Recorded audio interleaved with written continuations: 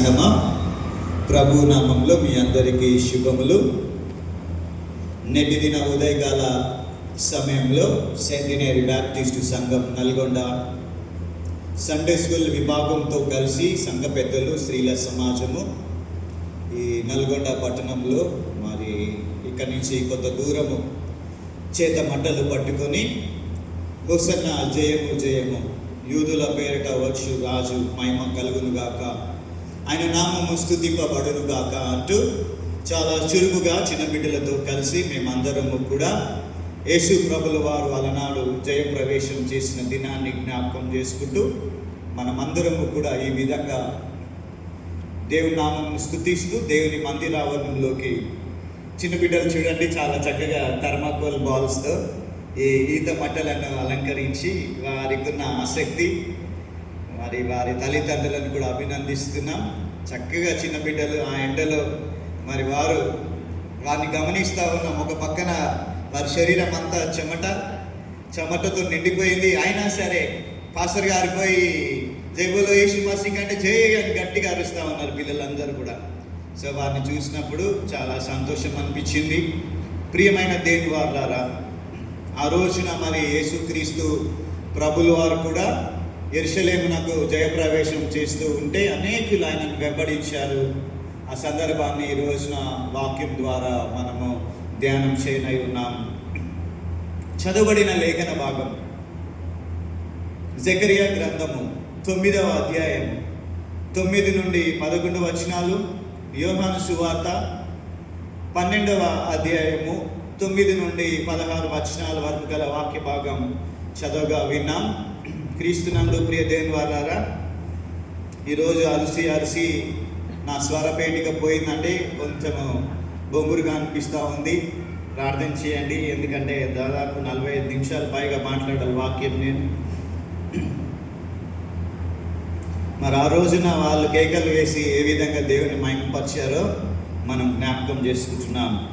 మంచిది ప్రియ దేవుని సంగమా, 12వ అధ్యాయం యోహాను సువార్త మనకు కనబడేటటువంటి విషయం ఏంటంటే, ఇక్కడ 4 రకాలైన గుంపులు మనకు కనబడుతున్నాయి. యోహాను సువార్త 12వ అధ్యాయంలో 4 రకాలైన గుంపులు కనబడుతున్నారు. వీటిని జాగ్రత్తగా చూద్దాం. ఇవి చాలా కన్ఫ్యూజ్గా మనకి కనబడతాయి, కానీ నేను వాటిని చాలా జాగ్రత్తగా ఈ స్ట్రక్చర్ని బిల్డ్ చేసుకుంటూ వచ్చాను. వాటిని నేను మీకు తెలియజేస్తాను. 4 రకాలైన మనుషులు జయప్రవేశ దినమందు యేసు ప్రభుల వారిని వెంబడిస్తూ ఉన్నప్పుడు 4 రకాలైనటువంటి గుంపులను మనం చూస్తూ ఉన్నాం. మొదటి రకమైన మనుషులు ఎవరు అనంటే enthusiastic crowd. Number 1 enthusiastic crowd అంటే ఉత్సాహభరితమైనటువంటి గుంపు. 4 గుంపుల్లో మొదటి గుంపు ఉత్సాహభరితమైన గుంపు. మరి ఈ యోహాను సువార్త 12వ అధ్యాయము 12-13 వచనాల్లో మనకు ఈ ఉత్సాహభరితమైన గుంపు మనకు కనబడతారు. తర్వాత రెండవ గుంపు 16వ వచనంలో మనకు కనబడతారు. 16వ వచనంలో ఇగ్నోరెంట్ క్రౌడ్ అంటే అజ్ఞానపు గుంపు, తెలియని గుంపు, సమాచారం లేనటువంటి గుంపు మనకు కనబడతారు. Ignorant crowd. నెంబర్ 3 మూడవ గుంపు ఎవరంటే 17-18 వచనాల్లో ప్రొక్లేమింగ్ క్రౌడ్, ప్రకటించేటటువంటి గుంపు కనబడతారు. ఒకరేమో ఎంతూజియాస్టిక్ క్రౌడ్, ఉత్సాహభరితమైన గుంపు. రెండవది ఇగ్నోరెంట్ క్రౌడ్, అజ్ఞానపు గుంపు లేదా తెలియని గుంపు, లేకపోతే సమాచారం లేనటువంటి గుంపు. మూడవది ప్రొక్లేమింగ్ క్రౌడ్, ప్రకటించే గుంపు. ఇక చివరిది 4వది 19వ వచనంలో మనకు కనబడేది ఏంటి అని అంటే యాంగ్రీ క్రౌడ్ అంటే కోపపడేటటువంటి గుంపు. ఈ 4 రకాలైనటువంటి గుంపులు, ఈ 4 రకాలైనటువంటి గుంపుల మధ్యలో యేసుక్రీస్తు ప్రభుల వారు తన యొక్క విజయోత్సవ ప్రవేశము ఆయన యెరూషలేములోకి వెళ్తా ఉన్నాడు. ఎవరి మధ్యలోంచి వెళ్తున్నాడండి ఆయన? ఈ 4 రకాలైనటువంటి మనస్తత్వాలు, ఈ 4 రకాలైనటువంటి గుంపులో నుండి, వారి మధ్యలో నుండి యేసు ప్రభులు వారి యొక్క విజయోత్సవ ప్రవేశము యెరూషలేములోనికి ప్రవేశిస్తూ ఉన్నారు. That the context here is, among these 4 kinds of mentalities, among these 4 kind of ideologies, Jesus enters into Jerusalem. యేసు ప్రభువు వారు ఈ 4 రకాలైనటువంటి మనుషుల మనస్తత్వపు మధ్యలో నుండి ఆయన యెరూషలేములోనికి వస్తూ ఉన్నాడు. ఒక్కొక్క గుంపును నేను మీకు పరిచయం చేస్తూ మిమ్మలను వాక్యంలోనికి ముందుకు తీసుకుని వెళ్తాను. ఈ గుంపులు ఎలా ఉన్నారు, యేసు ప్రభువు వారు ఎలా ఉన్న యెరూషలేమునకు వచ్చారు అని మనం ఆలోచన చేస్తే, మొదటి గుంపును నేను మీకు పరిచయం చేస్తున్నాను. మొదటి గుంపు ఎవరని చెప్పుకున్నామండి మనము? ఎంథూసియాస్టిక్ క్రౌడ్, అంటే ఉత్సాహ భరితమైనటువంటి గుంపు. అయితే ఈ ఉత్సాహ భరితమైన గుంపు కంటే ముందు ఇంకొక గుంపు ఉందండి. ఇంకొక గుంపు ఉంది. వారు ఎవరు అని అంటే క్యూరియస్ గ్రూప్ అండి, క్యూరియస్ క్రౌడ్ అన్నమాట.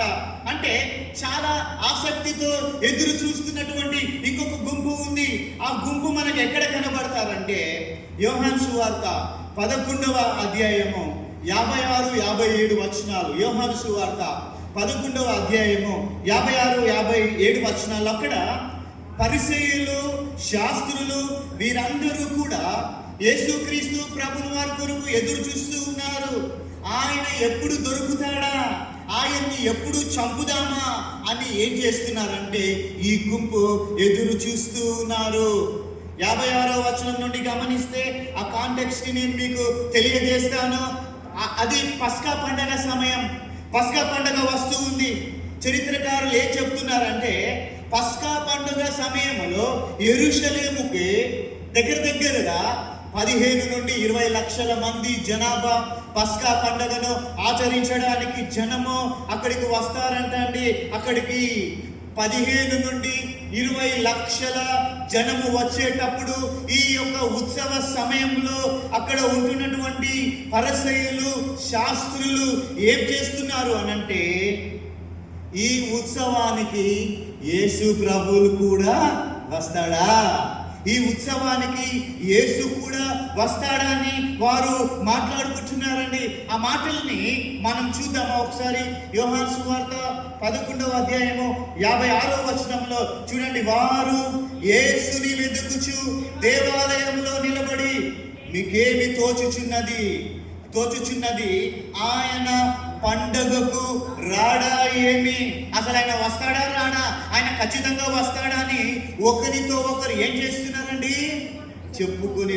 57వ వచనం, ప్రధాన యాజకులకును పరిసయ్యులను ఆయన ఎక్కడ ఉన్నది ఎవరికైనాను తెలిసి ఉన్న ఎడల తాము ఆయనను పట్టుకొనగలుగుటకు తమకు తెలియజేయవాలనని ఆజ్ఞాపించి ఉండిరి.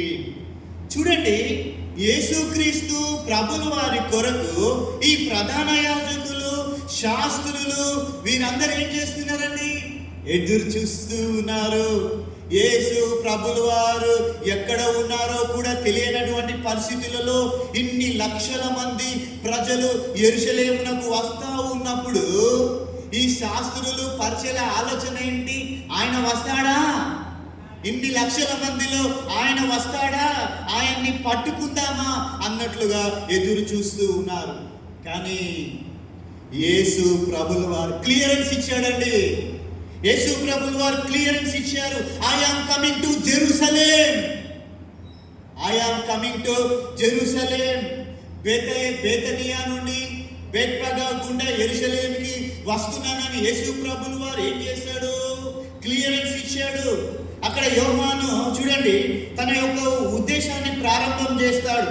యోహాను సువార్త 12వ అధ్యాయం 12వ వచనంలో మనం చూస్తే, మరునాడు ఆ పండుగకు వచ్చిన బహు జన సమూహము యేసు యెరూషలేమునకు వచ్చుచున్నాడని విని. So the information has passed, so the information has leaked, the information was leaked that Jesus is coming to Jerusalem. ఆయన యెరూషలేముకు వస్తున్నాడు అనేటటువంటి విషయము తెలిసిపోయింది. యేసు ప్రభుల వారు యెరూషలేముకు వస్తున్నాడని తెలియజేయబడింది. ఇక్కడేమో కొంతమంది మనుషులు కన్ఫ్యూజన్ లో ఉన్నారు. ఏంటి కన్ఫ్యూజన్? ఆయన వస్తాడా రాడా? ప్రియ దేవుని వాళ్ళ ప్రవీణ్ పగడాలన్నా అన్న వస్తాడా రాడా, ఈ దారి గుండా పోతాడా పోడా కాపు కాశారండి. గవర్నమెంట్ అయితే మనమేం మాట్లాడలేము, చాలా అన్యాయంలో పోతా ఉంది ఇప్పుడు ముందు సమాజం. ప్రియమైన దేవుని వాళ్ళారా చూడండి, ఇక్కడ కన్ఫ్యూజన్లో వస్తాడా రాడా వస్తాడా రాడా అని అసలు ఆయన్ని ఎట్లా పట్టుకోవాలన్నట్లు ఎదురు చూస్తూ ఉన్నారు. కానీ యేసుక్రీస్తు ప్రభుల వారు క్లియరెన్స్ ఇచ్చాడు. నేను వస్తున్నాను. 2.5 మైళ్ళ దూరం నుండి ఆయన సిద్ధపడి యెరూషలేమునకు వస్తూ ఉన్నాడు. అయితే ఇక్కడి నుంచి 4 గుంపులను, వారి విధానాలను నేను మీకు పరిచయం చేస్తానండి. ఇక్కడి నుంచి 4 గుంపులను, వారి విధానాలను తెలియజేసి ఆఖరిలో నేను అప్లికేషన్ని మీకు తెలియజేస్తాను. చూడండి, ఇక్కడ కొంతమంది చేస్తున్న పనులను మనం చూద్దామా? 12వ అధ్యాయం చూడండి, 12-13 వచనాల్లో మనం చూస్తూ ముందుకు వెళ్తుంటే, ఆయన యెరూషలేమునకు వస్తున్నానని విని ఖర్జూరపు మంటలు పట్టుకొని ఆయనను ఎదుర్కొనబోయి, జయము ప్రభు పేరిట వచ్చుచున్న ఇశ్రాయేలు రాజు స్తుతింపబడునుగా కానీ కేకులు వేసిరి. ఇక్కడ ప్రియమైన దేవుని వాళ్ళారా, ఇక్కడ నేను కొన్ని విషయాలు చాలా జాగ్రత్తగా మీకు తెలియజేయాలని ఇష్టపడుతున్నాను. అదేంటంటే, ఇక్కడ ఈ యొక్క ఈవెంట్ అంటే యేసుక్రీస్తు ప్రభుల వారు యెరూషలేమునకు రావడం అనేది 4 సువార్తికులు కూడా లిఖించారు. మనందరికి తెలుసు, 4 సువార్తల్లో కూడా లిఖించారు. అయితే యేసుక్రీస్తు ప్రభుల వారు అక్కడికి వస్తూ ఉన్నప్పుడు కొంతమంది ఏం చేశారు? ఖర్జూరపు మంటలను పట్టుకొని ఎదుర్కొంటూ ఆయనను స్తుతిస్తూ ఉన్నారు. ఖర్జూరపు మంటలు మొదటి శతాబ్దంలో, ఫస్ట్ సెంచరీలో ఈ ఖర్జూరపు మంటలను దేనికి వాడేవారు అని మనము ఆలోచన చేస్తే విజయానికి వాడేటటువంటి వారండి. ఎందుకు వాడేవారు ఈ ఖర్జూరపు మంటలు? ఈ రోజు అయితే మనకు దాని జాతికి చెందిన ఈత మంటలు మనం పట్టుకున్నాం. కానీ ప్రియ దేవుని వాళ్ళారా, ఖర్జూరపు మంటలు మొదటి శతాబ్దంలో దేని కొరకు వాడేవారంటే విజయానికి వాడేటటువంటి వారు. It symbolise victory. విజయానికి సంబంధించినటువంటి గుర్తుగా ఈ ఖర్జూరపు మంటలు వాడేవారు. అయితే అక్కడ చరిత్రకారులు మాట్లాడిన 2-3 విషయాలను నేను మీకు జ్ఞాపకం చేస్తాను. చూడండి, యేసుక్రీస్తు ప్రభుల వారు యెరూషలేమునకు వస్తా ఉన్నప్పుడు ఎందుకు వీరు ఆరాధిస్తూ ఉన్నారు, ఎందుకు వీరు స్తుతిస్తూ ఉన్నారు అనే విషయాన్ని మనం ఆలోచన చేయాలి. ఎందుకు స్తుతిస్తున్నారు అనంటే అక్కడ మనకు ఖచ్చితంగా దొరికేటటువంటి 2-3 ఆధారాలను మనము జ్ఞాపకము చేస్తారు. వాక్యంలో నుంచి మనము వాటిని చూద్దాము. చూడండి, ఈ మొదటి శతాబ్దంలో ఉన్నటువంటి పరిస్థితి ఏంటి అనంటే, ఈ పస్కా పండగ చాలా ప్రత్యేకమైనటువంటి పండుగగా పరిగణించేటటువంటి వారండి. పస్కా పండుగను మొదటి శతాబ్దంలో దీనిని ప్రత్యేకమైనటువంటి పండుగగా పరిగణించేటటువంటి వారు. ఈ 15 నుండి 20 లక్షల మంది జనాభా పస్కా పండుగకు అనేక వేల మంది, లక్షలలో ప్రజలు వస్తూ ఉంటే చూడండి, ప్రతి సంవత్సరం కూడా అనేక మంది, కొంతమంది వచ్చంట మేమే మెస్సయ్యాలమని చెప్పుకునే వాళ్ళంట. ఏంటండి?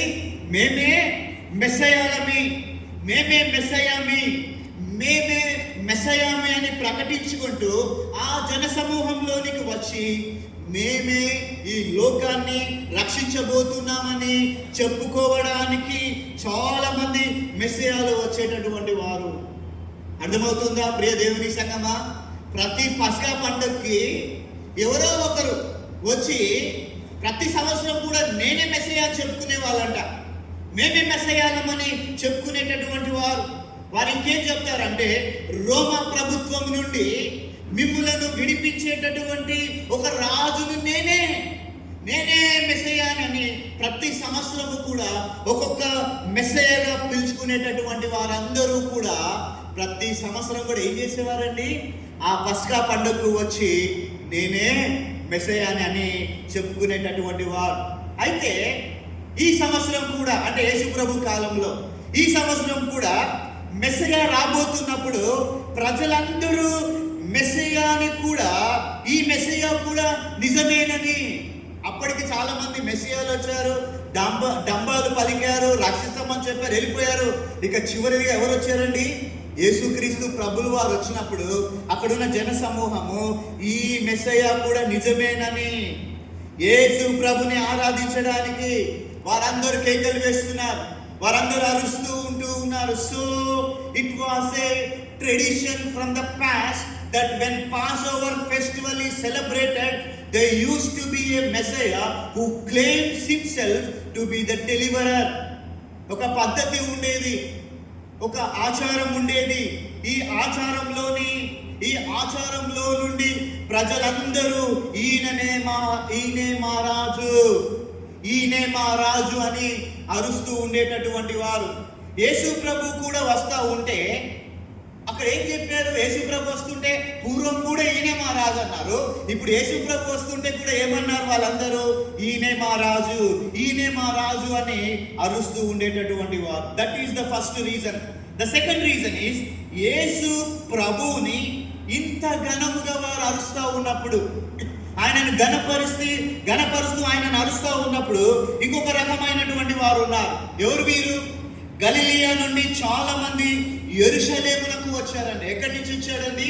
గలిలియా నుండి యెరూషలేముకు వచ్చారు. ఎందుకు వచ్చారంటే యేసు ప్రభుల వారిని చూడడానికి వచ్చారు. ఎందుకు యేసు ప్రభుల వారిని చూడడానికి వచ్చారు అనంటే, Galilee is the place where Jesus perform the most of his miracles. అనేకమైనటువంటి అద్భుతములు ఆయన గలిలియాలో ఉండి చేశాడు.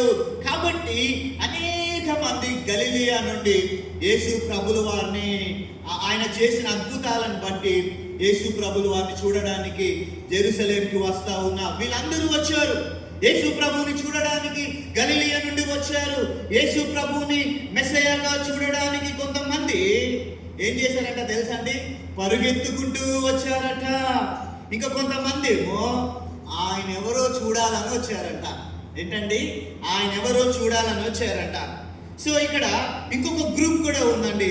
లూకా సువార్త 19వ అధ్యాయం 38వ వచనంలో, లూకా సువార్త 19వ అధ్యాయము 38వ వచనం చూస్తే, ప్రభు పేరిట వచ్చు రాజు స్తుతింపబడును గాక, పరలోకమందు సమాధానమును సర్వోన్నతమైన స్థలములలో మహిమయు ఉండును గాక అని తాము చూచిన అద్భుతములన్నిటిని గూర్చి మహాశబ్దముతో ఏం చేశారండి? దేవుని స్తోత్రము చేయసాగిరి. ప్రియమైన దేవుని సంగమా, ఇక్కడ రాయబడిన మాట ఏంటంటే, యేసుక్రీస్తు ప్రభువు వారు అద్భుతములు చేయగలడని ఒక గుంపు, అలాగే అన్ని అద్భుతములు జరిగింపబడని వారు కూడా, కొందరేమో అద్భుతాలు చేశారని వచ్చారు, కొంతమంది అద్భుతములు అనుభవించినప్పటికీ కూడా, వారి జీవితంలో అద్భుతాలు అనుభవించకపోయినా వారు కాకుండా వారు కూడా యేసు ప్రభులు వారు అద్భుతములు జరిగించగలడని గుంపులో కొంతమంది చేరి అరుస్తూ స్తుతి గానాలు చేస్తూ ఉన్నారు. So the first crowd that we find is there are people who believed in Jesus Christ, there are people who believed in the miracles of Jesus Christ, there are people who healed by the Jesus Christ. యేసు ప్రభువును వెంబడించేవారు, యేసు ప్రభు ద్వారా స్వస్థత పొందినవారు, యేసు ప్రభువును చూసి ఆస్వాదించేటటువంటి వారు, అలాగున వీరందరూ కూడా యెరూషలేమునకు ప్రయాణం అవుతూ ఉన్నారు. So now we see an enthusiastic crowd, ఎంతో ఉత్సాహభరితమైనటువంటి మనుషులు మనకు కనబడుతూ ఉన్నారు. ప్రియమైన దేవుని వారలారా, మొదటి గుంపు ఎవరండి? ఉత్సాహభరితమైన గుంపు, ఎంథూసియాస్టిక్ క్రౌడ్. ఆ 4 గుంపులలో మొదటి గుంపు ఎంతో ఉత్సాహంతో ఉన్నారు. అద్భుతాలు చేశారని, చేయడానికి ఆయన వచ్చాడని, ఆయనను చూడాలని చాలా మంది కేకలు వేస్తూ వారందరూ ఉత్సాహంతో మరి దేవుణ్ణి స్తుతిస్తూ ఉన్నారు. అది మొదటి విషయం. ఇక రెండో విషయం ఏంటంటే, ఇక రెండవ గుంపు, సెకండ్ క్రౌడ్ ఎవరంటే ద ఇగ్నరెంట్ గ్రూప్ అండి. ఎవరండి రెండవ గుంపు? ఎవరు? The ignorant crowd, ignorant group, అజ్ఞానపు గుంపు. ఎవరు అని అంటే, మనము చదువుకున్న యోహాను సువార్త 12వ అధ్యాయము 16-17 వచనాలు చూడండి. యోహాను సువార్త 12వ అధ్యాయము 16-17 వచనాల్లో ఈ అజ్ఞానపు గుంపు ఎవరంటే, 16వ వచనం, ఆయన శిష్యులు ఈ మాటలు మొదట గ్రహింపలేదు, కానీ యేసు మహిమపరచబడినప్పుడు అవి ఆయనను గూర్చి రాయబడినని వారు ఆయనకు వాటిని చేసిరనియో జ్ఞాపకము తెచ్చుకుని. ఇక్కడ రెండో విషయము, రెండో గుంపు ఎవరో తెలుసా? ఇగ్నరెంట్ గ్రూప్ అండి. తెలియని గుంపు, అజ్ఞానపు గుంపు, సమాచారం లేనటువంటి గుంపు.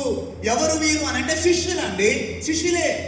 వాళ్ళకి అసలు సమాచారం లేదు, ఏం జరుగుతుందో వాళ్ళకి తెలియడం లేదు. ఈ శిష్యులతో వచ్చినటువంటి ప్రాబ్లం ఏంటంటే, అసలు ఏం జరుగుతుందో వీరికి ఏమీ అర్థం కావడం లేదండి. అసలు అది పెద్ద క్వశ్చన్ మార్క్ వాళ్ళకి. అక్కడ అసలు ఏం జరుగుతుందో శిష్యులకు అర్థం కావడం లేదు. కొన్నిసార్లు మనలో కూడా కొంతమంది ఉంటారు కదా, ఎంత జరుగుతున్నా కూడా క్వశ్చన్ మార్కే కనబడుతుంది వాళ్ళ ఫేస్లో. ఎంత జరుగుతున్నా కూడా క్వశ్చన్ మార్కే కనబడుతుంది వారి ముఖంలో. వాళ్ళని వెళ్ళి అడిగితే, అయ్యా ఏమవుతున్నావా, ఏం జరుగుతుంది, ఏమైనా అర్థమవుతుందా, ఏం జరుగుతుంది అని అడిగితే వాళ్ళంతా కూడా కన్ఫ్యూజన్లో, డైలమాలో ఉంటారు. జరిగేది అర్థం కాదు, జరుగుతున్నది అర్థం కాదు, జరగబోయేది అసలే అర్థం కాదు. అలా క్వశ్చన్ మార్క్ వేసుకుని చూస్తూ ఉంటారు. ఇక్కడ శిష్యుల పరిస్థితి కూడా అంతే. శిష్యుల పరిస్థితి కూడా అలానే ఉంది. ఏం జరుగుతుందో వారు గ్రహింపలేరు అని దేవుని వాక్యంలో రాయబడి ఉందండి. ఏం జరుగుతుందో గ్రహింపు లేదు వారికి. ఇక్కడ జాగ్రత్తగా ఆలోచన చేయాల్సినటువంటి విషయం ఏంటంటే, అసలు శిష్యులకు ఎందుకు అర్థం కావలేదు? Question mark. అసలు శిష్యులకు ఎందుకు అర్థం కాలేదు? Question mark. శిష్యులకు ఎందుకు అర్థం కాలేదంటే పరిస్థితి ఏంటి అని అంటే, ఇక్కడ శిష్యులు ఉన్నటువంటి సందర్భము ఏంటి అని అంటే, వారి స్థితి మనకు అర్థం కావాలంటే మనం ఖచ్చితంగా మలాకి గ్రంథం చదవాల్సిందే. ప్రియమైన దేవుని వారలారా, మనము మలాకి గ్రంథం అంతా చదవాల్సిందే. మలాకి గ్రంథములో ఉన్నటువంటి పరిస్థితి ఏంటి అని అంటే, యాజకులు కానీ, పెద్దలు కానీ, అక్కడ ఉన్నటువంటి వారందరూ కానీ ఈ ధర్మశాస్త్ర గ్రంథములో ఏది చదివి నేర్పించాల్సినటువంటి బాధ్యత ఉన్నటువంటి ఈ యాజకులు కానీ, పెద్దలు కానీ, అక్కడ ఉన్నటువంటి వారు కానీ చేసినటువంటి పని ఏంటి అని అంటే, ఈ మతాన్ని వాడుకొని వ్యాపారం చేస్తున్నారండి. మీరు చదవాలి ఖచ్చితంగా మీ ఫ్రీ టైంలో మలాకి గ్రంథం. అక్కడ యాజకులు, పెద్దలు ఏం చేస్తున్నారు తెలుసా? మతమును అడ్డము పెట్టుకొని, మతాన్ని వాడుకొని వారు ఏం చేస్తున్నారంటే వ్యాపారం చేస్తున్నారు. That is the book of Malachi. That is the book of Malachi. దేవుణ్ణి వాడుకొని వారు ఏం చేస్తున్నారండి? వ్యాపారం చేస్తున్నారు. ఈ వ్యాపార సంబంధమైన మనస్తత్వముతో పెంచబడ్డారండి ఈ శిష్యులు. ఏంటండి? ఈ వ్యాపార సంబంధమైనటువంటి మనస్సుతో, ఈ వ్యాపార సంబంధమైనటువంటి మనస్తత్వంతో పెంచబడ్డారు ఈ శిష్యులు. చూడండి, మతాన్ని వ్యాపారం చేసేటటువంటి వారి దగ్గర వాక్యము దొరుకుతుందా? ప్రశ్న ఏంటండి? మతాన్ని వ్యాపారంగా చేసేటటువంటి వారి దగ్గర వాక్యం దొరుకుతుందా? దొరకదు కదా. శిష్యులకు అర్థం కావడం లేదు. శిష్యులకు అసలు ఏమీ అర్థం కావడం లేదు. యేసు ప్రభు అలాంటి వారిని ఏం చేశాడో తెలుసా? కమ్, నిన్ను పట్టుకుంటున్నాను, నిన్ను చేపలు పట్టేవారినిగా కాదు, మనుషులను పట్టేవారిగా నేను మిమ్మల్ని చేసుకుంటున్నాను. He took all the people, he selected the people and he took into the context. ఇప్పుడు యేసు ప్రభుల వారు వారిని ఎన్నుకొని, యేసు ప్రభుల వారు చేసినటువంటి పని ఏంటో తెలుసా? చూడండి, ఇక్కడ యేసు ప్రభుల వారి గురించి ఇవన్నీ జరుగుతున్నప్పుడు అక్కడ వారికి ఏం అర్థం కావడం లేదు. ప్రియ దేవుని వాళ్ళారా, అసలు ఏం అర్థం కావడం లేదు. అందుకనే యేసు ప్రభుల వారు మేడగదిలో ఆయన ఒక విషయాన్ని చెప్పాడు. ఇలాంటి పామరులకు, అజ్ఞాన స్థితిలో ఉన్నటువంటి వారు, ఏమి తెలియనటువంటి గుంపుకి, సమాచారం లేనటువంటి గుంపుకి, ఏం జరుగుతుందో తెలియనటువంటి గుంపుకి, మతాచారంలో పెరిగి ఆ లక్షణాలన్నింటినీ పుణుకుపుచ్చుకున్నటువంటి ఆ గుంపుని యేసు ప్రభుల వారు పిలుచుకుని మేడగదిలో ఆయన ఒక విషయాన్ని చెప్పాడు. చూడండి, యోహాను సువార్త 16వ అధ్యాయం 13వ వచనంలో, యోహాను సువార్త 16వ అధ్యాయం 13వ వచనంలో, అయితే అక్కడ ఆయన అనగా సత్య స్వరూపి అయిన ఆత్మ వచ్చినప్పుడు మిమ్మును సర్వ సత్యంలోనికి నడిపించును. ఆయన తానంతట తానే ఏమీ బోధింపక వేటిని వినును వాటిని బోధించి సంభవింపుబోవు సంగతులను మీకు తెలియజేయును. యేసు ప్రభువు వారు చెప్తూ ఉన్నాడు శిష్యులతో, ఇప్పుడు మీకు ఏం అర్థం కావు, కానీ నేను వెళ్ళిన తర్వాత పరిశుద్ధాత్ముడు వచ్చి ఏం చేస్తాడండి? మీకు బోధిస్తాడు. కాబట్టి అప్పుడు మీరు ఆ విషయాలన్నీ గ్రహిస్తాడని చెప్పాడు యేసు ప్రభులు వారు. ఎప్పుడైతే యేసుక్రీస్తు ప్రభులు వారు మరణించి తిరిగి పునరుత్థానుడై తండ్రి దగ్గరకు వెళ్ళిపోయాడో, పరిచర్య శిష్యులకు ఎప్పుడైతే ఇవ్వబడిందో, ఈ యొక్క పామరులైన ఈ శిష్యులు, ఈ యొక్క చేపలు పట్టుకునేటటువంటి ఈ శిష్యులు started to quote the Old Testament prophecies. దేవుని నామం నాకు మహిమ కలుగును గాక. These people now they are started to quote the Old Testament prophecies. ఈ యొక్క పామరులైనటువంటి వారు, అజ్ఞానపు గుంపు, సమాచారం లేనటువంటి వారు, తెలియనటువంటి గుంపు, ఇప్పుడు ఈ గుంపు ఏం చేస్తున్నారో తెలుసా? Now they are started to quote the Old Testament prophecies. ఎలా చెప్పారండి prophecies? ఆ పాత నిబంధన ప్రవచనాలు ఒక్కటే ఒక కారణం ఏంటో తెలుసా? పరిశుద్ధాత్మ దేవుడు వారికి బోధించాడు. ఈ అజ్ఞానపు గుంపుకి, మరి ఈ పాండిత్యము తెలియనటువంటి గుంపుకి దేవుడు ఇప్పుడు ఏం చేశాడంటే పాండిత్యమును ఆయన అనుగ్రహించాడు. ప్రియమైన దేవుని వాళ్ళారా, నీకు తెలుసు కదా, పేతురు తన యొక్క పత్రికల్లో ప్రత్యేకంగా పేతురు పరిశుద్ధతను గురించి ఆయన వివరించేటప్పుడు, పేతురు పత్రికలో పరిశుద్ధతను గురించి రాయబడుతుంది. పేతురు పరిశుద్ధతను గురించి ఆయన పలికేటప్పుడు, లేకపోతే ఆయన వివరించేటప్పుడు లేవియా కాండములో ఉన్నటువంటి విషయాలన్నిటినీ ఆయన ఎత్తి చూపిస్తాడు.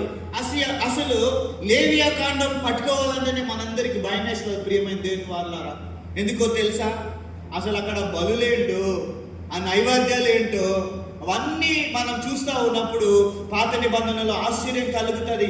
But the book of Leviticus is very toughest book in the old testament. కానీ పేతురు భక్తుడు ఏం చేశాడు?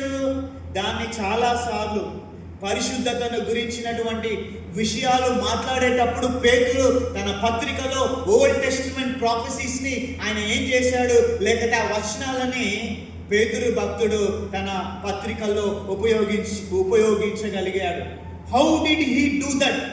It is only the spirit of God. ఆయన ఎలా చేయగలిగినాడు? కేవలం పరిశుద్ధాత్మ వలననే. పరిశుద్ధాత్మ దేవుడు అతనికి బోధించాడు కాబట్టి, పరిశుద్ధాత్మ దేవుడు అతనికి జ్ఞాపకం చేశాడు కాబట్టి, పరిశుద్ధాత్మ దేవుడు అతనికి సహాయం చేశాడు కాబట్టి, వారు పామరులైనప్పటికీ వాక్యాన్ని పాత నిబంధన గ్రంథములో నుంచి వాడుకుంటూ వారు మాట్లాడుతూ వచ్చారు. రెండవ గుంపు ఏం చెప్పానండి? రెండవ గుంపు గురించి నేను మీకు, ప్రియమైన దేవుని వాళ్ళరా, మరి వారిని ఇగ్నరెంట్ గుంపు, తెలియని వారు, అజ్ఞానపు గుంపు. వారు పామరులైనప్పటికీ పాత నిబంధన గ్రంథంలో మరి ఆ విషయాలను వాడుకుంటూ మాట్లాడుతూ వచ్చారు. ఆ అమాయకులైన అజ్ఞానపు గుంపుని, పాండిత్యం తెలియని గుంపుని దేవుడు వాక్య పరిచర్యలో ఆయన విరివిగా వాడుకున్నాడు. దేవుని నామమునకు మహిమ కలుగును గాక. ఇక మూడవ గుంపు మీ ముందుకు తీసుకొస్తున్నాను. మూడవ గుంపు ఎవరంటే ప్రొక్లైమింగ్ క్రౌడ్, ప్రకటించేటటువంటి గుంపు. ప్రకటించే గుంపు. ఎవరి ప్రొక్లైమింగ్ క్రౌడ్? ఎవరండి ఈ ప్రొక్లైమింగ్ క్రౌడ్ అంటే యోహాను సువార్త 12వ అధ్యాయము 17-18 వచనాలు. యోహాను సువార్త 12వ అధ్యాయం 17-18 వచనాలు. ఆయన లాజరును సమాధిలో నుండి పిలిచి మృతులలో నుండి అతన్ని లేపినప్పుడు ఆయనతో కూడా ఉండిన జనులు ఏం చేశారండి? సాక్ష్యం ఇచ్చిరి. కొంతమంది గుంపు యేసు ప్రభుని వెంబడించారు. యేసు ప్రభుని వెంబడిస్తూ యెరూషలేమునకు వచ్చారు. ఎందుకు యెరూషలేమునకు వారు వచ్చారు? ఎందుకు వారు యెరూషలేమునకు వచ్చారంటే చనిపోయిన లాజరుని లేపాడు కదా యేసు ప్రభులు వారు. చనిపోయిన లాజరుని లేపిన యేసు ప్రభులు వారిని చూడడానికి యెరూషలేముకి వచ్చారు. బహుశా మరి లాజరు కూడా ఉన్నాడేమో అక్కడ, ప్రియమైనటువంటి దేవుని వారలారా. మరి ఆయనను కూడా చూడడానికి వచ్చారేమో అనుకుంటున్నాను నేను. ప్రియ దేవుని వారలారా, యెరూషలేముకి ఎందుకు వచ్చారంటే లాజరును లేపాడు కదా యేసు ప్రభులు వారు. So the third group is proclaiming group, ప్రకటించేటటువంటి గుంపు. ఎందుకు ప్రకటించే గుంపుగా వీరు ఉన్నారంటే లాజరును యేసు ప్రభులు వారు లేపారు కాబట్టి. లాజరును లేపిన దేవుణ్ణి చూడడానికి వచ్చినటువంటి గుంపు. దేవుని నామమునకు మహిమ కలుగును గాక. అద్భుతాలు చేసిన దేవుణ్ణి, అద్భుతాలు చేస్తున్నటువంటి మనుషుల్ని, అద్భుతాలు జరిగిపోబడుతున్న స్థలాన్ని మనం చూడడానికి వస్తాం. ఆ రోజున వారందరూ కూడా ఒక ప్రకటించే గుంపు, ఒక సాక్ష్యం ఇచ్చేటటువంటి గుంపు. వారు ఏం చేశారు అని అంటే దేవుణ్ణి చూడడానికి వచ్చినటువంటి గుంపు. ఎవరు ఈ యొక్క మూడవ గుంపు అంటే వీరు ప్రకటించేటటువంటి గుంపు. ఇక నాలుగవ గుంపునే మీ ముందుకు తీసుకొస్తున్నాను. నాలుగవ గుంపు 12వ అధ్యాయం 18-19 వచనాలు. అందుచేత ఆయన ఈ సూచక క్రియ చేసెనని జనులు విని ఆయనను ఎదుర్కొనబోయిరి. కావున పరిసయ్యులు ఒకరితో ఒకరు మన ప్రయత్నమెట్లు నిష్ప్రయోజనమైపోయినవో చూడుడి, ఇదిగో లోకము ఆయన వెంట పోయినదని చెప్పుకొనిరి. నాలుగవ గుంపు ఎవరు అనంటే యాంగ్రీ క్రౌడ్ అండి. యాంగ్రీ క్రౌడ్, కోపముతో ఉన్న గుంపు. ఒక పక్కనే ఏం చేస్తుంది తెలుసా? కత్తులు నూరుతూ ఉన్నారండి. కత్తులు నూరుతూ ఉన్నారు. అసహనముతో ఊగిపోతా ఉన్నారు. కోపముతో రగిలిపోతూ ఉన్నారు. ఎలా ఈయనని చంపాలి, ఎలా ఈయనను అడ్డు తొలగించుకోవాలి, ఎలా ఈయనను పట్టుకోవాలి. ఈ శాస్త్రులు, పరిసయ్యులు, యాజకులు, ప్రధాన యాజకులు ఏం చేస్తున్నారండి? ఈయనని ఎలా తప్పించాలి, ఈయనని ఎలా చంపాలి, ఈయనని ఎలా అడ్డు తొలగించుకోవాలి. ప్రియమైన దేవుని వారలారా, వీళ్ళతో వచ్చిన పెద్ద ప్రాబ్లం ఏంటి అనంటే వీరికి యేసుప్రభు మీద కోపం కాదు. వీరికి యేసుప్రభు మీద కోపం కాదు, కానీ అసలు యేసుప్రభు మీద వీరికి ద్వేషం ఎందుకు వచ్చిందంటే మత్తయి సువార్తలో రాస్తాడు. మత్తయి సువార్తలో యెరూషలేము అంతయు ఆయనను గురించి చెప్పుకొనుచుండిరి. ఏంటండి? యెరూషలేము అంతయు ఆయనను గురించి చెప్పుకొనుచుండిరి. The whole city, Jerusalem is talking about him. It is not the good news for them. వారికి అది మంచి విషయముగా ఎంత మాత్రము లేదండి. అసూయ వచ్చింది. యాజకులు, పరిసయ్యులు, ప్రధాన యాజకులు, శాస్త్రులు వీళ్ళందరికీ అసూయ, కుట్రబంతున్నారు. ఎందుకు తెలుసా? యెరూషలేము అంతా యేసు ప్రభుల వారి గురించి గొప్పగా చెప్పుకుంటుంటే ఈ చెవులో ఊగిపోతా ఉన్నారు. బాధ అవుతుంది ఆయన గురించి చెప్పుకుంటూ ఉంటే. ప్రియమైనటువంటి దేవుని వారలారా, యెరూషలేములో ఉన్న ప్రజలకు గుడ్ న్యూస్, కానీ వీరికి మాత్రము it is not the good news for them. వారికి అది మంచి విషయము ఎంత మాత్రము లేదు. 4 గుంపులు. ఒకటి ఏం చెప్పానండి?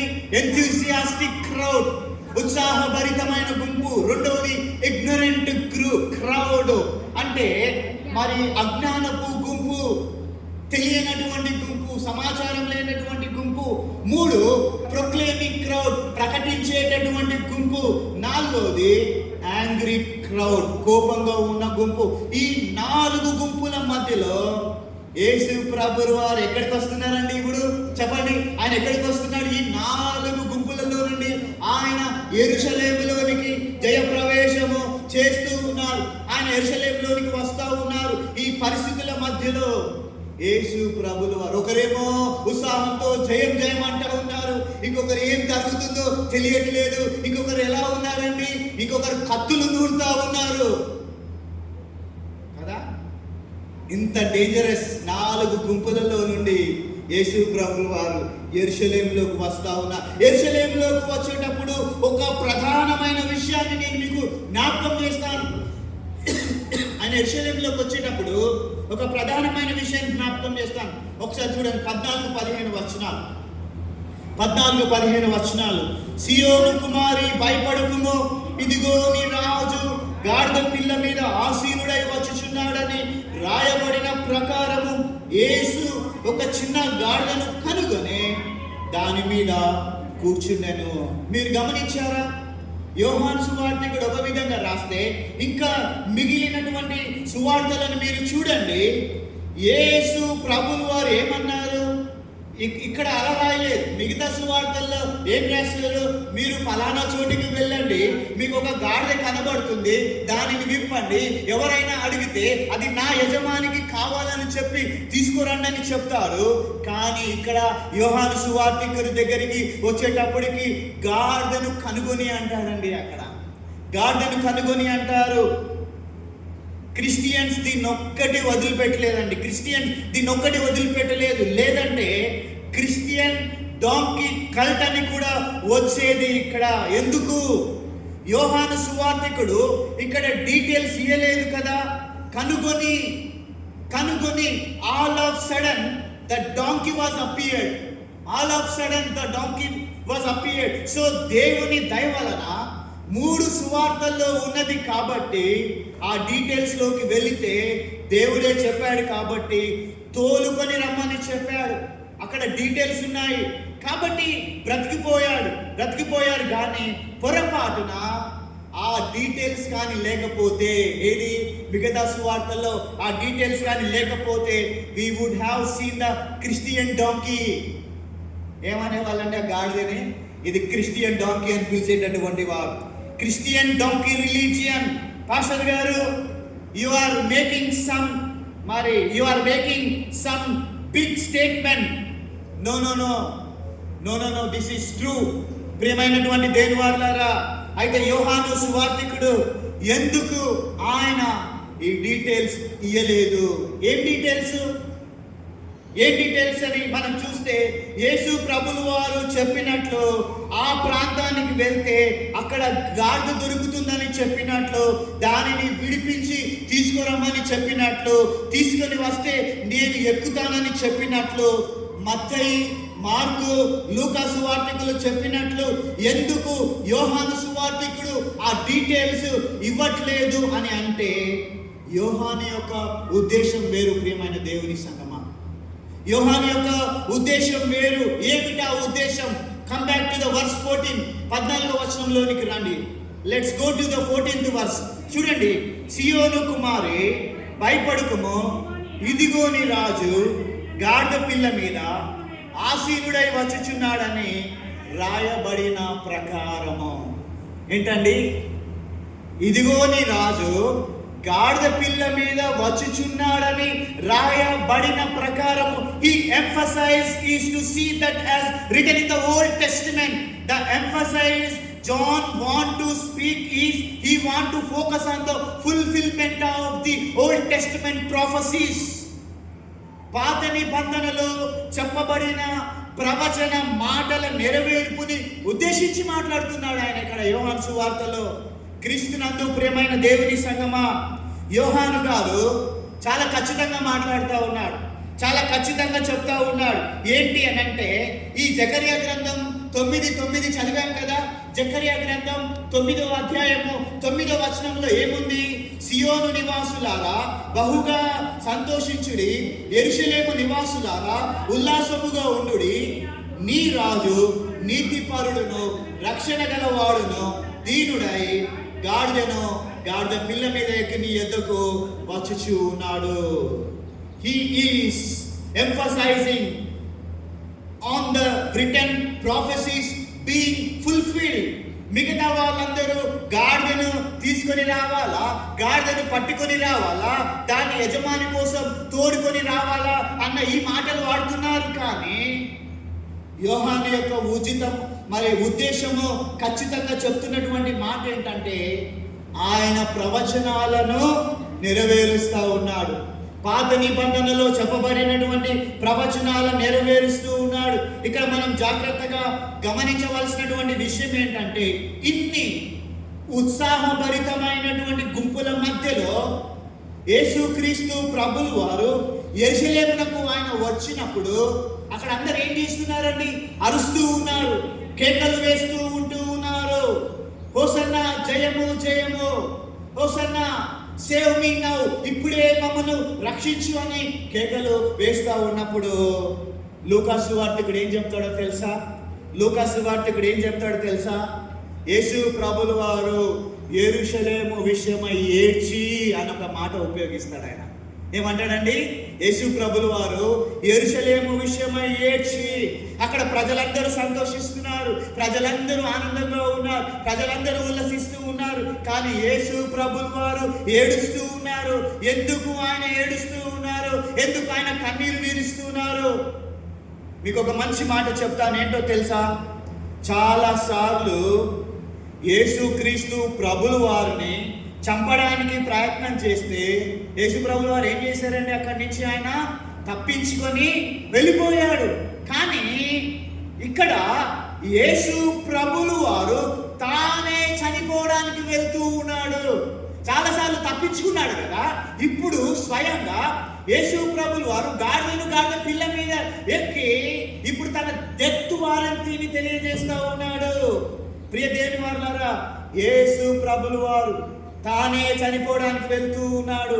Something that he is fulfilling the prophecies of old testament. అది ఎవరో నిర్ణయించిన స్థలం కాదండి, అది ఎవరో నిర్ణయించిన సమయం కాదండి, అది ఎవరో నిర్ణయించినటువంటి సందర్భం కాదండి. ఏ ఓల్డ్ టెస్టిమెంట్ ప్రాఫెసీస్ అయితే రాయబడ్డాయో దానిని నెరవేర్చినప్పుడు ఇప్పుడు యేసు ప్రభు ఏం చేస్తున్నాడండి? ఆయన యెరూషలేములోనికి జయప్రవేశం చేస్తూ ఉన్నాడు. యేసు ప్రభుని చాలా మంది ప్రవక్త అంట. ఆయన ప్రవక్త కాదండి, నేనంటాను ఆయన ప్రవచన సారం. ఆయన ప్రవచన సారం, ప్రవచనాలు ఆయన గురించి చెప్పబడ్డాయో వాటిని చక్కగా యేసు ప్రభులు వారు నెరవేర్చాడు.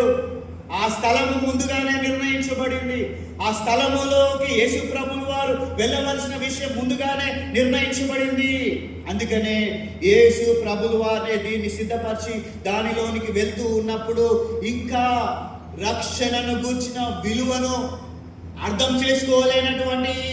అర్థం చేసుకోలేకపోతున్నారా ఈ ప్రజలు అని యేసు ప్రభులు వారు ఏం చేస్తున్నారు తెలుసండి? ఏడుస్తున్నారు. ఎందుకు యేసు ప్రభు ఏడుస్తున్నారో తెలుసా? ఆ ప్రజలు ఉత్సాహంతో కేకలు వేస్తున్నారు, ఆ ప్రజలు సేవ్ మీ నౌ అంటున్నారు. కానీ యేసు ప్రభు వారు పొగుడుతుంటే వారు జై హో జై హో జై హే అంటే యేసు ప్రభు ఉప్పొంగిపోవడం లేదు, కానీ ఆయన ఏడుస్తున్నారు. ఎందుకో తెలుసా? ఇంకా ఈ ప్రజలు రక్షణను గురించిన విలువను వీరు తెలుసుకొనలేకపోతూ ఉన్నారే అని మరి యేసు ప్రభులు వారు ఏడుస్తూ ఉన్నారు. ఈ విషయాలన్నిటిని చూస్తూ కొన్ని క్లుప్తమైన అప్లికేషన్స్ని నేను మీ మధ్యలోకి తెచ్చి ఇప్పుడు ఈ గుంపులలో నుండి మనం ఏం అన్వయించుకుందామో ఈ అప్లికేషన్ని మీ మధ్యలోనికి తీసుకుని వచ్చి నేను వాక్యాన్ని ముగించేస్తాను. ముచ్చటగా 3 విషయాలు ప్రియ దేవుని వారలారా, ముచ్చటగా 3 విషయాలు. Number 1, emotional enthusiasm. చూడండి, ఎమోషనల్ ఎంతూసియాసియం గురించి మనం ఆలోచన చేస్తే emotional enthusiasm do not mean that we truly celebrate Jesus Christ. చెప్పండి, అక్కడ ఉన్న ప్రజలందరూ నిజంగా ప్రభుని ఆరాధించారా? కొద్దిసేపే. ఏ ప్రజలు బట్టలు పరిచారో, ఏ ప్రజలు కొమ్మలు పట్టుకొని రక్షించన్నారో, వెరీ నెక్స్ట్ మూమెంట్ ఒక సందర్భంలో రాళ్ళతో కొట్టి చంపడానికి కూడా ఆ ప్రజలే యేసు ప్రభు మీద రాళ్ళు రువ్వడానికి సిద్ధపడ్డారు. ప్రియమైన దేవుని వారలారా, అందుకే ఈ మాట నేను ఉపయోగిస్తున్నాను. Emotional enthusiasm. చూడండి, emotional ఎంతూసియాసియం do not mean that we do not mean that we truly celebrate Jesus Christ. కేవలము భావోద్వేగాలు లేకపోతే భావోద్వేగమైన ఉత్సాహము యేసుక్రీస్తునందు నిజముగా ఆనందాన్ని పొందుకుంటారని చెప్పడానికి సరి అయినటువంటి విషయం కాదు ప్రియ దేవుని వారలారా. ఆరాధనలో భావోద్వేగాలు ఉండాలి కదండి. పాస్టర్ గారిని నేను ఇలానే చేతులు కట్టుకొని యేసు శిలువ మీద మరణించాడు అంటే అర్థం కాదు. యేసు శిలువ మీద మరణించాడు నీ కొరకు. భావోద్వేగాలు ఉపయోగించకపోతే ఆరాధనలో భావోద్వేగాలు ఉండాలండి. భావోద్వేగాలు లేకుండా ఆరాధించే వారిని మనుషులు కాదు, అలాంటి వారిని మనుషులు కారు అంటారు వాళ్ళని. కానీ దేవుని సన్నిధానంలో భావోద్వేగాలు ఖచ్చితంగా ఉండాలి. కానీ భావోద్వేగాలే కేవలము దేవుణ్ణి ఆరాధించడానికి కారణము అవ్వకూడదు. ఎందుకు ఆ మాట చెప్తున్నానో తెలుసా మీకు ప్రియ దేవుని వారలారా? ఈ మాటలను రాయక ముందు ఇప్పుడు జయప్రవేశం గురించి యోహాను సువార్త 12వ అధ్యాయంలో మనం చదువుతున్నాం కదా. మొదటి వచనంలో నుండి మనం చూస్తే యోహాను సువార్త 12వ అధ్యాయం మొదటి వచనంలో చూస్తే అక్కడ మరియా యేసు ప్రభు దగ్గరికి వచ్చి ఏం చేసిందండి? ఆమె అత్తర బుడ్డి పగలగొట్టిందండి. There is a emotion behind it. మిక్కిలి విలువ గల అత్తరు బుడ్డి పగలగొట్టింది అని అంటే మీరు చెప్పండి, భావోద్వేగాలు లేకుండా పగలగొట్టిందండి ఆమె?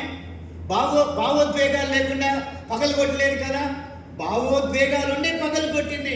ఖచ్చితంగా ఆమెలో భావోద్వేగం ఉంది కాబట్టి ఆమె ఏం చేసింది? అక్కడ పగలగొట్టింది. కానీ ఆమె ఆ అత్తర బుడ్డి పగలగొట్టక ముందు మరియ చేసిన పని ఏంటంటే ఆయన పాదాల దగ్గర కూర్చొని ఆయన చెప్పిన మాటలను వినింది. కాబట్టి ఆ వినిన మాటలకు ప్రతిస్పందనగా తాను పగలగొట్టి తన భావోద్వేగాన్ని ప్రకటించింది. దేవుని నామమునకు మహిమ కలుగును గాక. వాక్యాన్ని విన్నది కాబట్టి కదా. చాలా మందికి గట్టిగా అరిసి కేకలేసి వాక్యం చెప్తేనే అంతది వాళ్ళకి. లేకపోతే మా నాన్నగారి సంఘంలో నాన్న అడిగాడు ఒక ఆమెని, నాన్న అక్కడ ఎవరైనా చర్చికి రాకుండా పొరపాటున నెక్స్ట్ వీక్ వస్తే వారు డోర్ దగ్గర నుంచి వెళ్తే డాడీ పట్టుకుంటాడు అని భయంతో వెనక నుంచి వెళ్ళిపోయేవారు. డాడీకి కాస్త పెద్దోడు కదా, చాదస్తం ఎక్కువ, ముఖం మీద అడుగుతాడు డాడీ. అంటే ఎందుకమ్మా రావట్లేదంటే, నీ వాక్యము నాకు వైబ్రేషన్ ఇవ్వట్లేదు పాస్టర్ గారు అన్నదంట ఆమె. ఏంటండి? నీ వాక్యము సరిపోవట్లేదు నాకు, ఎలక్ట్రిక్ లేదు. మా డాడీ అన్నాడంట, నువ్వు వాక్యాలు సంఘంలో వాక్యాలే చెప్తారమ్మా, దాన్ని వినాలి, అన్వయించుకోవాలి. మా డాడీ అన్నాడంట, నువ్వు హాస్పిటల్కి పో, అక్కడ ఇస్తారు ఎలక్ట్రిక్ షాక్ అన్నాడంట మా డాడీ. ఏంటండి ప్రియమైన దేవుని వారలారా, చూడండి, వినిన మాటలకు ప్రతిస్పందనగా తాను పగలగొట్టి తన భావోద్వేగాన్ని that is what we call consistent worship.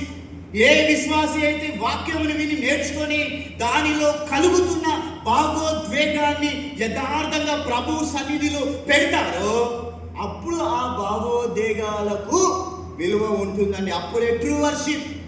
ఎవరో వచ్చి స్తుతి ఆరాధన చేస్తే చప్పట్లు కొట్టేసి గట్టిగా నాకు ఆత్మ వచ్చిందంటే అది కాదండి. అదేం తెలుసా? భావోద్వేగం. ఆ వరకే. నువ్వు బయటికి పోతే నీ పరిశుద్ధాత్మ ఏమైందో, చర్చి కాంపౌండ్ దాటి బయటికి వెళ్ళిపోతే. ఒక ఆమె ఇట్లనే కొట్టండి, పాస్టర్ గారు మీరు వాక్యం మాట్లాడుతుంటే ఆ ఆత్మ చేత మీరు నడిపింపబడి నాకు చెప్పడం లేదండి అన్నదండి ఒకసారి నాతో ఒక ఆమె. ఇక్కడ కాదులే, పేరు దగ్గర. ఒకరోజు ఆమె ఇంటికి పోతే ఇంట్లో టీవీ సీరియల్ పెట్టుకొని చూస్తే ఆత్మదేవుడు ఎక్కడ ఆమెతోని, ఆత్మదేవుడు ఎక్కడ మాట్లాడతాడు? విన్న వాక్యము రాసుకొని ఇంటికి వెళ్ళి మననం చేస్తే దేవుడు మాట్లాడతాడు. ఎందుకంటే 1 వీక్ ఎవరెవరినో కలుస్తాం, ఎవరెవరితో మాట్లాడతాం, ఎక్కడో టీ తాగుతాం, ఎక్కడికో పోతాం. అన్ని మాటలలో ఒక వారం వచ్చంట అయ్యా మీరు ఆత్మచేత నడిపింపబడడం లేదు. ఆత్మచేత నడిపింపబడకపోతే ఇంత ప్రిపేర్ అయ్యి ఆత్మ దేవుని సన్నిధానంలో యథార్థంగా కూర్చొని ప్రిపేర్ అయ్యే ఎందుకు వచ్చి మేము చెప్తాం ప్రియమైన దేవుని వాళ్ళారా. చూడండి,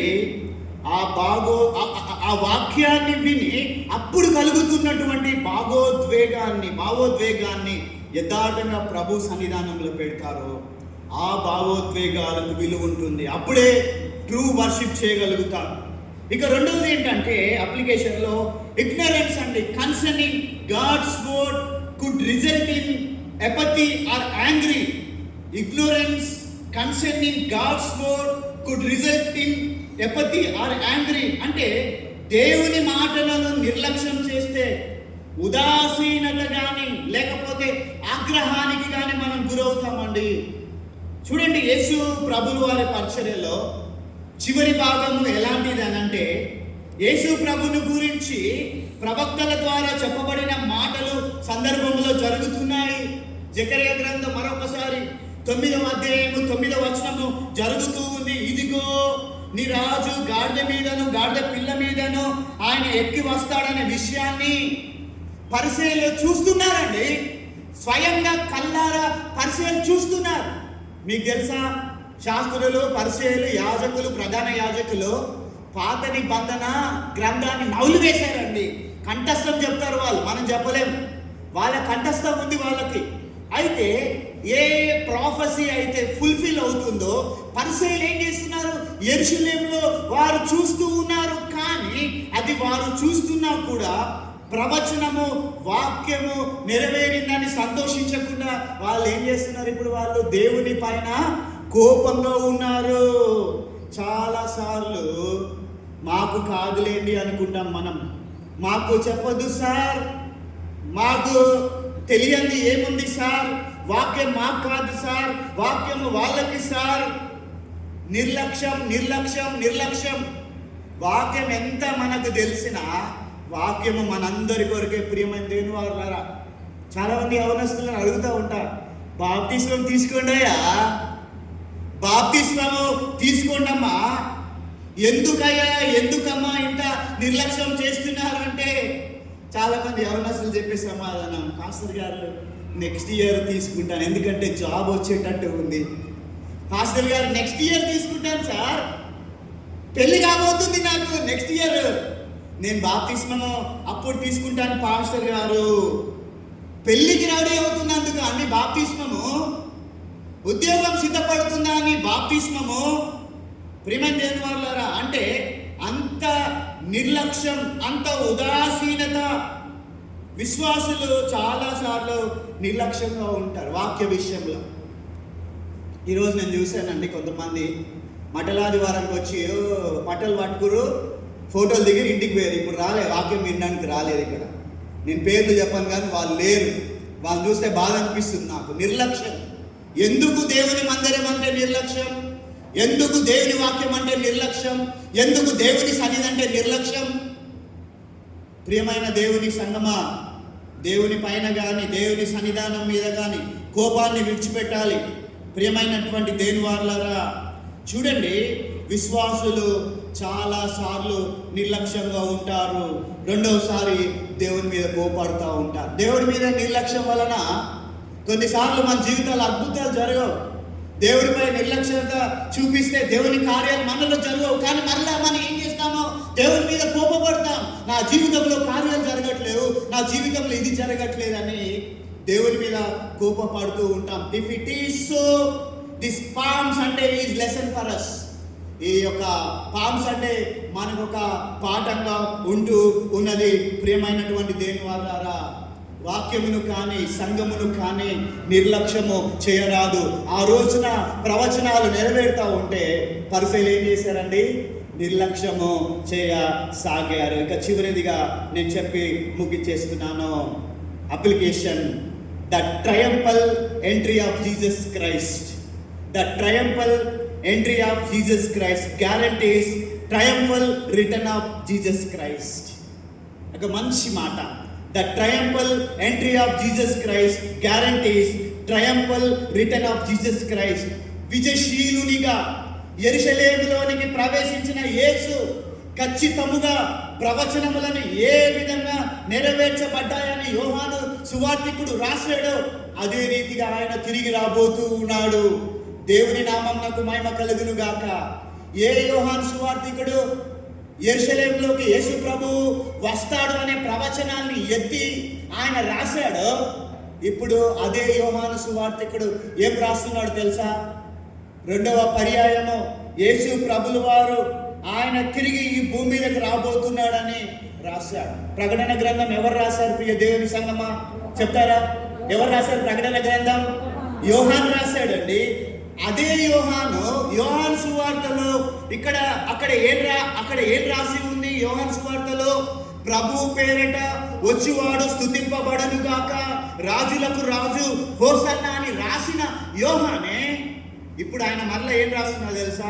చూద్దామా? ప్రకటన గ్రంథం 19వ అధ్యాయంలో, చివరికి నేను ముగిస్తున్నానండి. ప్రకటన గ్రంథం 19వ అధ్యాయంలో ఆయన రాబోతున్నాడనే విషయాన్ని కూడా రాస్తున్నాడు. ఆల్రెడీ ఒక ప్రవచనాన్ని ఎత్తి యేసు యెరూషలేములోనికి గాడిద పిల్ల మీద వస్తాడనే ప్రవచనాన్ని ఎత్తి రాశాడు కదా. ఇప్పుడు ఇది ఇంకొక ప్రవచనాన్ని మరి ప్రకటన గ్రంథంలో రాస్తా ఉన్నాడు. ప్రకటన గ్రంథం 19వ అధ్యాయం 15వ వచనం చదవండి అమ్మ. 15వ వచనం, ప్రకటన గ్రంథం 19:15వ వచనం. జనములను కొట్టుటకై ఆయన నోట నుండి వాడి గల ఖడ్గము బయలు వెడలుచున్నది. ఆయన ఇనుప దండముతో వారిని ఏలును. ఆయనే సర్వాధికారియగు దేవుని తీక్షణమైన ఉగ్రత అను మద్యపు తొట్టి త్రొక్కును. రాజులకు రాజును ప్రభువులకు ప్రభువును అను నామము ఆయన వస్త్రము మీదను తొడ మీదను రాయబడి ఉన్నది. ఏ యోహాను ప్రవచనంలో చెప్పబడిన రీతిగా ఆయన రాజుగా వస్తున్నాడని రాశాడు, అదే యోహాను ప్రకటన గ్రంథములో ఆయన తిరిగి రాజుగా రాబోతున్నాడని కూడా రాశాడు. Beautiful of expression.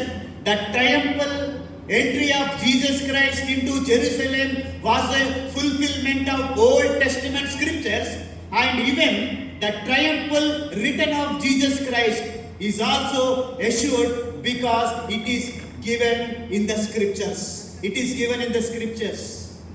క్రీస్తునందు ప్రియ దేవుని సంగమా, చివరిదిగా ఒక మాట, దేవుని సేవకునిగా మీకు మరొక మాటను నేను జ్ఞాపకం చేస్తాను. నిర్లక్ష్య స్వభావము విశ్వాసాన్ని పాడు చేస్తుందండి. ఏంటండి? నిర్లక్ష్య స్వభావము విశ్వాసాన్ని పాడు చేస్తుంది. నిర్లక్ష్యపు స్థితి విశ్వాసిని తన ఆత్మీయతను పతనంలోనికి తీసుకొని వెళ్తుంది.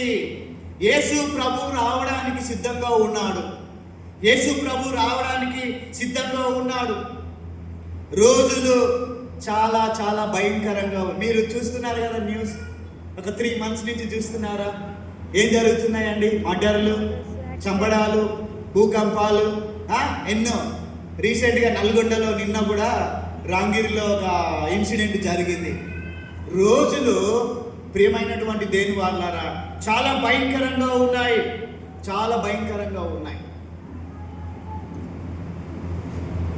ఒకసారి నేను హైదరాబాద్కి వెళ్ళానండి. హైదరాబాద్కి వెళ్ళి వస్తూ వనస్థలిపురంలో ఒక టీ హౌస్కి వెళ్ళానండి. ఏంటండి? వనస్థలిపురంలో ఒక టీ హౌస్కి వెళ్ళాను. ఆ టీ హౌస్ని నేను చూశాను. ఆ టీ హౌస్ పేరేంటో తెలుసా? EPTP అండి. ఏంటండి? ఒక టీ హౌస్ని చూశాను. చాయ్ దుకాణం, ఇప్పుడు చాయ్ గర్, టీ హౌస్ అని ఇట్లున్నాయి కదా. ఆ టీ షాప్ పేరేంటో తెలుసా? EPTP అండి. ఏంటండి? EPTP అర్థం ఏంటో తెలుసా? ఈట్ పకోడీ టాప్ పాలిటిక్స్ అంట. ఏంటండి? దానికి ఉన్న క్యాప్షన్ ఏంటంటే ఈట్ పకోడీ టాప్ పాలిటిక్స్ అంట. అక్కడికి వెళ్ళేవారు పకోడీ తిని రాజకీయాల గురించి మాట్లాడాలంట. ఏంటండి? అక్కడికి వెళ్ళి రాజకీయాల గురించి మాట్లాడాలంట. I tell you this morning dear church, ఈ పరిశుద్ధమైనటువంటి స్థలంలోని మనం వస్తూ ఉన్నప్పుడు, పరిశుద్ధమైనటువంటి మందిరావరణంలోనికి మనం వస్తూ ఉన్నప్పుడు, ఈ స్థలము పరిశుద్ధ సహవాసము, దేవుని రాకడ కొరకు మాత్రమే సిద్ధపడేటటువంటి సహవాసముగా ఉండును గాక. ఏంటండి? ఈ సహవాసము దేవుని రాకడ కొరకు సిద్ధపడేటటువంటి సహవాసముగా ఉండునుగాక. This fellowship, this gathering, always you sit in the presence of God, you always have one intention, that we are preparing to meet our king. మన రాజుని మనము కలుసుకోవడానికి సిద్ధపడుతూ ఉన్నాను. who is coming very soon. ఆయన మొదటి రాకడ అయిపోయింది, ఆయన జన్మం అయిపోయింది, ఆయన జయప్రవేశం అయిపోయింది, ఆయన శిలువ మరణం అయిపోయింది. ఇవన్నీ జస్ట్ మనం జ్ఞాపకం చేసుకుంటూ ఈ రోజున మనం దేని కొరకు సిద్ధపడాలి ప్రియ దేవుని వారలారా? యూదా గోత్రపు సింహముగా, న్యాయాధిపతి ధవల వర్ణ సింహాసనము మీద ఉండి న్యాయమును తీర్చడానికి రానయ్యున్నటువంటి యేసుక్రీస్తు ప్రభువు వారి యొక్క రెండవ రాకడ కొరకు, ఈ జయప్రవేశ దినమున మనం ఆయన రెండవ రాకడ కొరకు ఎదురు చూసే జనాంగంగా ఉండాలి. ఆ రోజున వారు మెస్సియా కొరకు ఎదురు చూశారు. ఈ రోజున తిరిగి రానయున్న యేసు కొరకు మనము ఎదురు చూసి జనాంగంగా ఉండాలి. ఎదురు చూస్తున్నారా ప్రియ దేవుని వారలారా? నిజంగా చెప్పండి, ఎంతమంది ఎదురు చూస్తున్నాము? దేవుని రాకడ సమీపంగా ఉందనడానికి చాలా సంకేతాలు మన ముందు చెప్పబడుతున్నాయి, మన ముందు జరిగిపోబడుతున్నాయి. మన ఆత్మీయ స్థితిలో మనము రెండవ రాకడ కొరకు ఏ విధంగా సిద్ధపడుతున్నాం అనేటటువంటిది ఒక విషయాన్ని మనకి మనమే ప్రశ్న వేసుకుంటూ మనం సిద్ధపడదాం, అనేకులను సిద్ధపరచుదాం. ఈ జయప్రవేశ దినము నాడు యేసు ఆల్రెడీ ఆయన జయప్రవేశం చేశాడు, మరి ఆయన వెళ్ళిపోయాడు. రెండవ రాకడలో రానయ్యున్నటువంటి ప్రభు కొరకు ఎదురు చూద్దాం, సిద్ధపడదాం. ఎత్తబడే గుంపులో, ఎత్తబడే సమూహంలో మనం ఉందాం. అప్పటి వరకు దేవుడు మనలందరినీ దీవించి ఆశీర్వదించునుగాక. May God bless you all abundantly. May God bless you. మరొకసారి మీ అందరికీ మంటల ఆదివారపు శుభాకాంక్షలు తెలియజేస్తూ దేవుడు మిమ్మల్ని అందరినీ దీవించునుగాక.